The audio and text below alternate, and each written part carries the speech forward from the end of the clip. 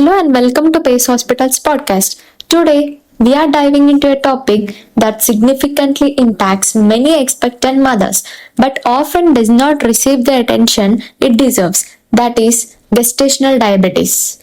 Joining us today, Dr. Tripti Sharma, an endocrinologist, physician, and diabetologist having wide expertise in treating and managing gestational diabetes. In this episode, we'll delve into what gestational diabetes is, its causes, risk factors, potential complications, and the latest advancements in treatment options. Dr. Tripti Sharma, thank you for joining us at Pace Hospital's High Tech City. Let's start by understanding what is gestational diabetes. Gestational diabetes means diabetes or high blood sugar that starts for the first time during pregnancy. It means that when a female conceives, so at the time of conception as well as during first trimester, the blood glucose level is within normal range. But as pregnancy progresses, the level of pregnancy hormones increases, and because of that, when blood glucose becomes more than the recommended normal range for pregnancy, then it is known as gestational diabetes. So, doctor, what is the pathophysiology behind gestational diabetes? To understand the pathophysiology of gestational diabetes, first we need to understand the normal physiological changes in a pregnant female that occurs with respect to blood glucose metabolism. During pregnancy, the baby depends on mother for its growth, development as well as nutrition. For this, there occur some important physiological changes in a female, and one of them is insulin resistance, means resistance to the action of insulin. So what is insulin resistance and how it develops in the development of gestational diabetes? So insulin is a hormone. It is secreted by beta cells present in the pancreas. The function of insulin can be understood by key and lock model. Just imagine that insulin is a key, and for the opening of the doors, it needs to bind to its corresponding lock, that is insulin receptor. These insulin receptors are present on different tissues, for example, liver and muscle. So when insulin binds to its corresponding receptor, the opening of door will occur, and these open door will help in entry of blood glucose molecules into different tissues. So that's insulin helps in the utilization of blood glucose. So when there is insulin resistance, this blood glucose molecule will not be able to enter in a proper amount from blood to the different tissues. So level of blood glucose will increase, and this high blood glucose will be transferred from mother to baby through placenta. Thus, a baby will get its nutrition.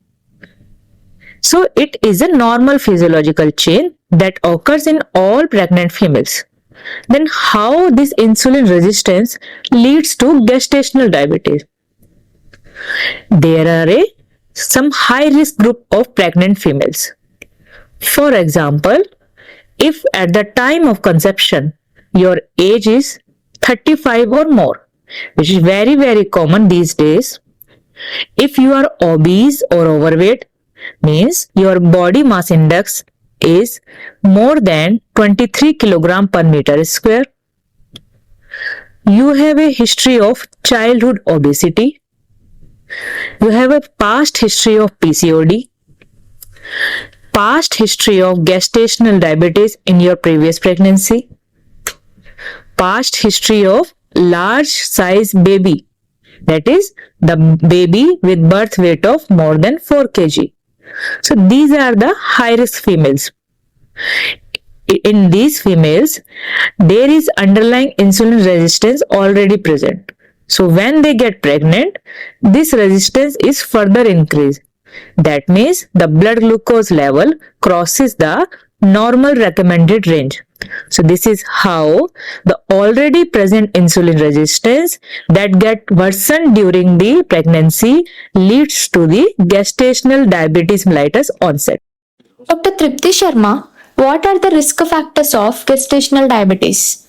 The risk factors for gestational diabetes are: if age at the time of conception is 35 or more, if your body weight is high, means your body mass index is 23 or more than 23 kilogram per meter square, if you have a sedentary lifestyle, you have a sign of insulin resistance like acanthosis, which we can see as a blackening at the nape of your neck, blackening under your arms in your groin region, past history of childhood obesity, past history of gestational diabetes in previous pregnancy, past history of birth defects or recurrent miscarriages in the previous pregnancy, family history of diabetes, especially in the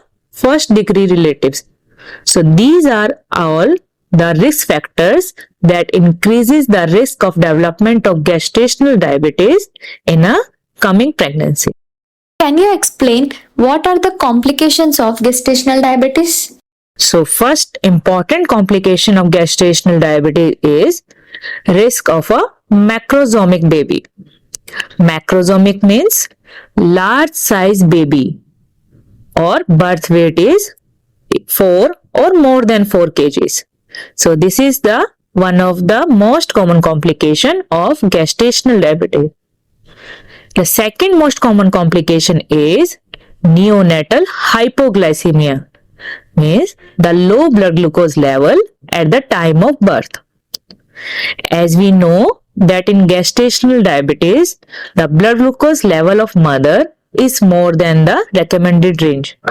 This high blood glucose level will be transferred to baby through placenta, and high blood glucose level in baby will stimulate the beta cells of the baby to produce more and more insulin. And insulin is a growth factor. So these babies have more weight and more size. So because of that, when they are delivered, the level of insulin level is high, but suddenly there is a abrupt cutoff of supply of glucose from mother to baby. So there will be mismatch between the high insulin level and the low glucose level. Because of that, they are at high risk of development of neonatal hypoglycemia. It is recommended that after birth, they should undergo the frequent breastfeeding and frequent blood glucose monitoring. And if they are showing any signs of hypoglycemia like abnormal crying or abnormal body movements, they should be managed in ICU under the supervision of a pediatrician.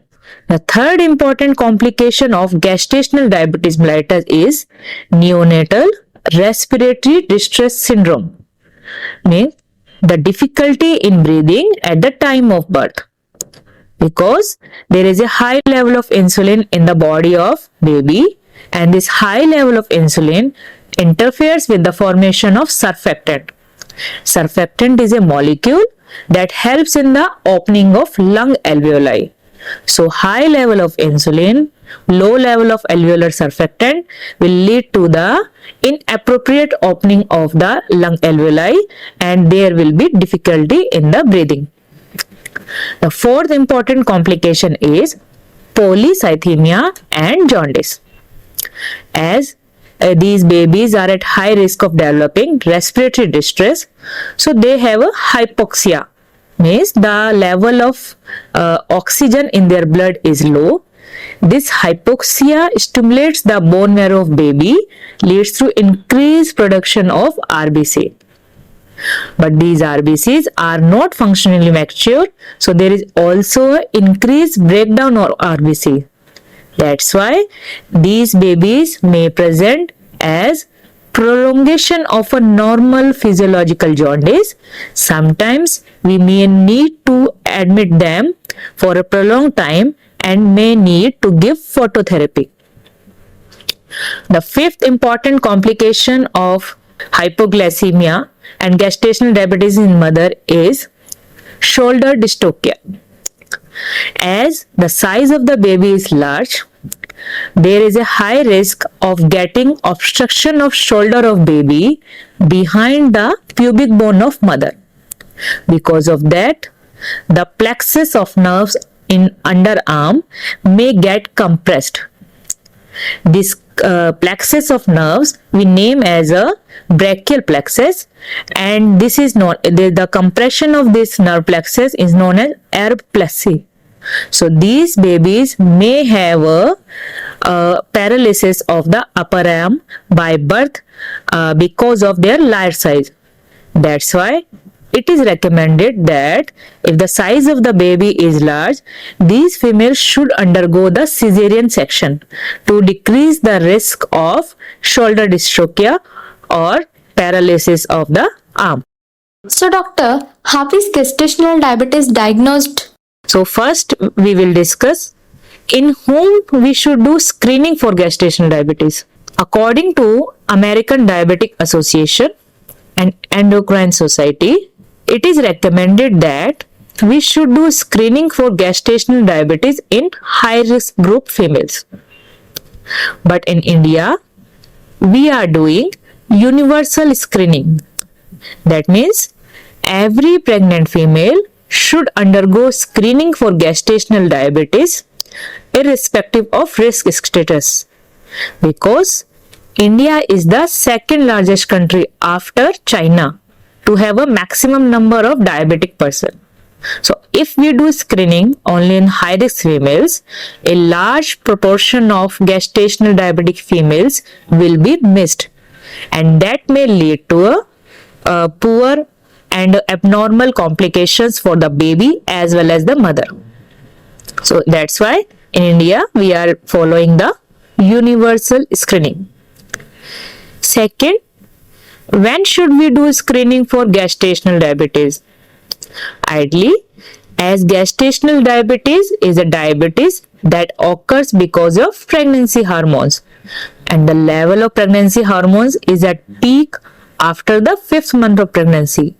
So, to screen for gestational diabetes, it is recommended to do screening test after 5th month, that is between 24 to 28 weeks of pregnancy.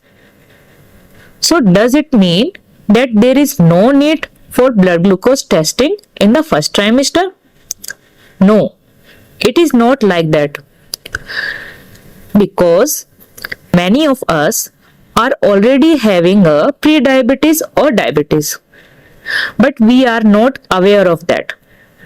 And if we will do screening for diabetes only in the second trimester, we can miss the high blood sugar level in the first trimester, and this high level of blood glucose may lead to the abnormal complication in the terms of congenital birth defects in a baby. So, all pregnant females should be tested for sugar at their first antenatal visit by checking the fasting sugar or HbA1c. If sugar level is normal, then they should recheck or undergo for the screening of gestational diabetes between 24 to 28 weeks. Now, how we diagnose gestational diabetes? So, to diagnose gestational diabetes, Endocrine Society and American Diabetic Association has recommended a gold standard test, that is 75 gram oral glucose tolerance test. In this test, we advise for a fasting of 8 to 10 hours. That means after taking your dinner by 10 or 11 pm, do not take anything till morning and come to the nearest hospital or lab in a fasting state. At that time, one blood glucose sample will be taken, and after that, 75 gram of glucose drink will be given. After 1 hour and 2 hour of the glucose drink, the two blood samples will be taken respectively. If the 0 hour value is more than 92 milligram per deciliter, or 1 hour value is more than 180, or the 2 hour value is more than 153 milligram per deciliter, then it is considered as a positive screening test. So why we have taken these values as a cutoff values? We can take a fasting of 95 or 100. These cutoff values are based on the results of some important studies. One of them is HAPO study. The results of this study were published in 2010, and they have suggested that when blood glucose level is more than these cutoff values, there is high risk of having a large size of baby. There is high risk of getting a high insulin and C-peptide levels. That's why these cutoff values are used for the diagnosis of gestational diabetes. Could you explain how to manage the gestational diabetes? So there are 4 important aspects in the management of gestational diabetes. The first is medical nutrition therapy. In medical nutrition therapy, the most important is that these pregnant females should get a balanced nutrition diet. That means there should be an adequate proportion of carbohydrate, fat and protein. In carbohydrate, we should try to have a more of complex carbohydrate, because complex carbohydrate, they are a good source of fiber, as well as they have a low glycemic index. Because of that, it helps to achieve a better fasting and postprandial glucose levels. Second, we should also focus on the quantity of carbohydrate. We should take small and frequent meals. Second important part of the medical nutrition therapy is fat intake. So, we should try to avoid the trans fat intake. We should limit the saturated fat intake, and we can take the mono and polyunsaturated fat. But we should not mistake to replace our carbohydrate part with the fat part, because if we take more than the recommended fat, then it will lead to a increased lipolysis, and this increased lipolysis will lead to increased fatty acids in blood, and it will lead to increased insulin resistance. The third is protein intake. All pregnant females should have adequate protein intake in their diet, that is about 1 milligram per kg per day. So this was a medical nutrition therapy for the management of gestational diabetes. The second part is exercise. So in these females, both aerobic as well as the resistance type of exercise are recommended, but these should be incorporated in their lifestyle only after discussing with your gynecologist. The third part is medication. So in medication, the insulin is the first line therapy. It is completely safe, and there are 2 types of insulin that we usually use in gestational diabetes. One is short acting insulin and one is long acting insulin. Depending upon the blood glucose levels, the doses of insulins are adjusted. In pregnant females, normally we do not use the oral hypoglycemic agents, because these medications are transferred through placenta to baby, and there is a risk of development of congenital abnormalities. Regarding metformin, metformin can be used, but it is not a first line therapy, and in those females where metformin had been used in the past for the management of PCOD or for induction of ovulation, these females can continue metformin during pregnancy safely. Third important part of management is monitoring. It is recommended that all pregnant females should monitor their blood glucose level by glucometer by doing the frequent glucose monitoring. Second way of monitoring is measurement of HbA1c or a glycated hemoglobin. As during pregnancy, the turnover of RBC is increased, so HbA1c level can be falsely low. So during pregnancy, we try to achieve a target of HbA1c 6 or 6.5%, but without any risk of hypoglycemia. If there is a high risk of hypoglycemia, then this target can be relaxed to 7% also. The third way of monitoring is continuous glucose monitoring, which can be done by CGM sensor. It has been found the monitoring by continuous glucose monitoring sensor helps to achieve a better glucose control. It decreases the risk of hypoglycemias as well as a macrosomic baby or a respiratory distress at the time of birth. Dr. Tripti Sharma, which hormone is responsible for gestational diabetes? As we know that gestational diabetes is because of pregnancy hormones, especially the HCG hormone, progesterone hormone are one of the hormones that are responsible for increasing insulin resistance and leading to gestational diabetes. So, doctor, what foods should be avoided with gestational diabetes? So normally we should avoid the simple carbohydrates because simple carbohydrates, they have a high glycemic index, they have a low fiber content. So these type of simple carbohydrates should be avoided. The food that are rich in saturated fat, they should be avoided, and you should avoid the junk foods because they will have a more calories and less amount of nutrition. Can eating too much sugar cause gestational diabetes? Yes, if you are in high risk category female, that means your age is more, body weight is high, you are already having a insulin resistance, and that phase, if you are consuming more and more sugars, that there is a high risk that it can lead to a gestational diabetes. So during gestation, it is very important to have a balanced and nutrition diet. Is gestational diabetes high risk?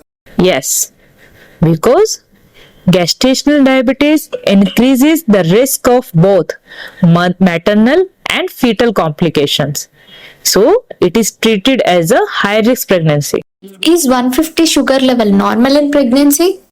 Definitely, because during pregnancy, normally the fasting sugar levels should be less than 95 and 1 hour post meal value should be less than 140 and 2 hour post meal value should be less than 120. So a random value of 150 is definitely high. We should do screening for gestational diabetes in these females. Dr. Tripti Sharma, can a diabetic mother have a healthy baby? Yes, if you manage diabetes during pregnancy by proper medical nutrition therapy, good physical activity, proper medication and monitoring, and achieving by this you can achieve a optimal blood glucose control that will help in achieving a healthy baby. So yes, even diabetic females can have a healthy baby.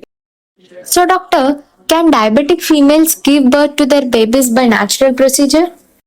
Can diabetic females give birth to their baby by a natural procedure or normal vaginal delivery? Yes. If we control diabetes during pregnancy and blood glucose control is very good, then the risk of macrosomic baby is decreased. So if the baby weight is okay, all parameters like amniotic fluid index, they are okay, we can plan for normal delivery also. Is insulin safe during pregnancy? Yes, definitely. Insulin is the first line treatment for the management of diabetes during pregnancy. It is completely safe for both baby as well as the mother. Does walking helps in management of gestational diabetes? Yes, because by walking, the resistance to the insulin action decreases, and definitely it will help in achieving a better blood glucose control. Can you explain, is gestational diabetes common during pregnancy?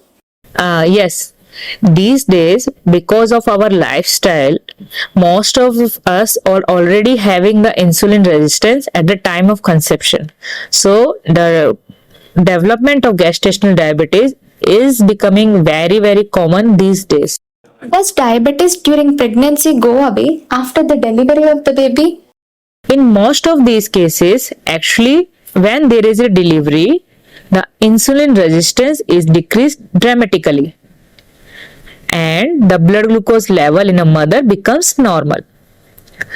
But some of the females may have a persistent high blood glucose level, so it is recommended that after delivery, at 1 to 3 months postpartum period, we should check for diabetes by 75 gram oral glucose tolerance test.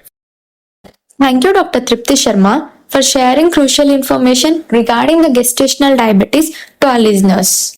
I hope this information assists our listeners. Understanding gestational diabetes is crucial for expectant mothers as it enables them to recognize risk factors, manage blood sugar levels effectively, and explore appropriate treatment options. Proactive management not only safeguards maternal health but also promotes positive outcomes for their babies. If you have further questions about gestational diabetes, please consult your obstetrician, endocrinologist, or diabetologist. Managing blood sugar levels during pregnancy is essential for your health and your baby's well being. We will see you soon with another episode on Pace Hospital's podcast. Until next time, stay informed, stay proactive, and take good care of your health. Thank you.